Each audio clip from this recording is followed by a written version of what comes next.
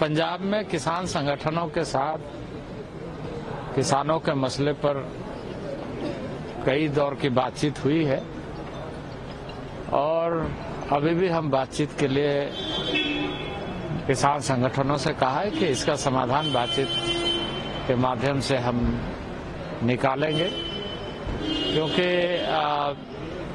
किसी भी समस्या का समाधान बातचीत के माध्यम से ही निकलता है, वार्ता के माध्यम से ही निकलता है।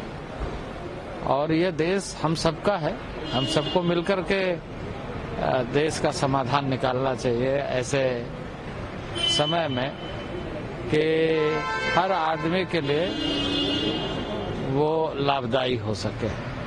तो मैं आशान्वित हूँ अभी भी कि हम सब मिलकर के इसका सारांश निकालेंगे और इसका समाधान होगा। उन्होंने दिल्ली मार्च 2 दिन के लिए स्थगित कर दिया और कहा है कि आपका जो वार्ता का प्रस्ताव है उस पर जो नेताओं ने कहा है कि वो आपका वार्ता का जो प्रस्ताव है उस पर किसानों से वो विचार विमर्श। न बिल्कुल, देखिए मैं तो कहूँगा कि हमारी जो कई राउंड की बातचीत में बहुत सार्थक भी चर्चा हुई है कई मायने में, लेकिन कुछ में सहमति पर और ज्यादा मेहनत करना पड़ेगा दोनों तरफ से, क्योंकि भारत सरकार प्रतिबद्ध है किसानों के हित में काम करने के लिए और काम कर रही है। आज 2,80,000 करोड़ किसानों के खाते में सीधे डीबीटी के माध्यम से पहुंचाई जाती है। वो इस दृष्टि से कि किसान का सम्मान और किसान की आवश्यकता और किसानों के माध्यम से जो देश का अन्न भंडारण है वो बढ़े, और वो बढ़ भी रहा है। कई वर्षों के आंकड़े को अगर देखेंगे आप नरेंद्र भाई मोदी जी के नेतृत्व में, तो पहले के तुलना में इस शासन में 333 मिलियन टन तक हमारा अनाज बढ़ा है। उसी तरीके से हमारे सब्जियों की खेती में, हॉर्टिकल्चर सेक्टर में बहुत अच्छा, यानी सभी सेक्टर में।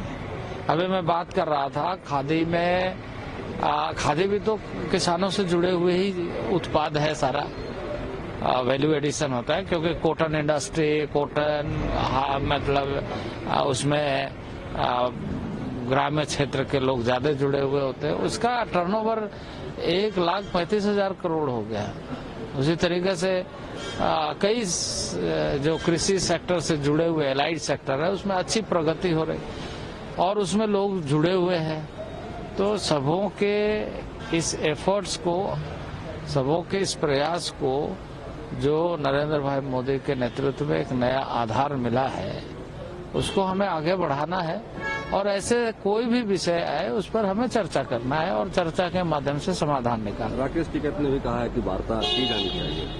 किसान नेता राकेश टिकैत ने बिल्कुल, हाँ बिल्कुल, मैंने ये कहा है और मैं जब चौथे दौर की बातचीत हुई उस समय भी मैंने कहा कि आप बातचीत करके बताइए और फिर हम लोग चर्चा करेंगे। उन लोगों ने ये कहा था कि हम बाकी संगठनों से बातचीत करेंगे और फिर बताएंगे।